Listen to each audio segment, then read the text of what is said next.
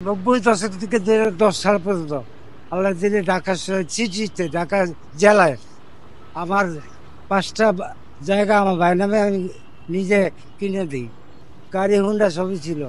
আজকে কেউ একজনের একটু খিচুড়ি জল বিকটু ছোট বাটিতে এই খাবার আজকে অনেক মিস করি।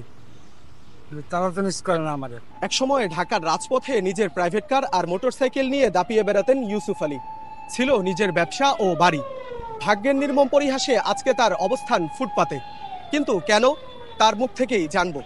ভাইয়ের সাথে ঝগড়া হয় আমার 2010 সালে। তারপর ওখান থেকে চলে আসি।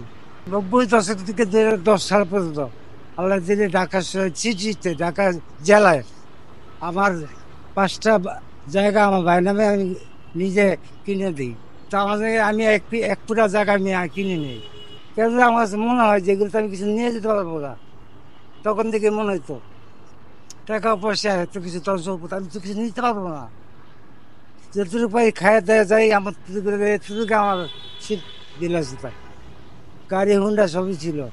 কাউকে দায়ী করবো না, আমি নিজেই দায়ী। কারণ হলো আমি স্যাক্রিফাইস করতে করতে আমি নিজে এখন কি বলবো আর কিছু বলার ভাষা নাই। না কেউ আসে না,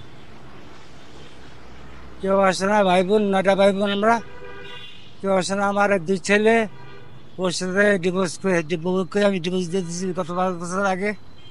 রাগ করে, রাগের মাথায়। তারপর আর যাইনি, আজও যাইনি। এই রাস্তায় আমি গত 7 মাস ধরে রাস্তা পৌঁছাতে থাকি, তো কেউ আমাকে সাহায্য করার জন্য আসে নাই। মতো বাড়তে পারে এর উপর দিনই এসে জানি 7 দিন না খাওয়া। অনেক মিস করি, তারা তো মিস করে না আমার। মানুষের দান করে যা করে ওইটাই খাবার। কেউ দিয়ে গেলে 1 প্যাকেট বিরিয়ানি, 1 প্যাকেট করে ভাত, ওইটাই খাবার আমাদের। আজকে কেউ একজনের একটু খিচুড়ি জল বিকটু ছোট বাটিতে ওইটাই খাবার আজকে। এটাই আজকে আর খাওয়া হবে না। আজকে খাওয়া পাবো না মনে হয় আর।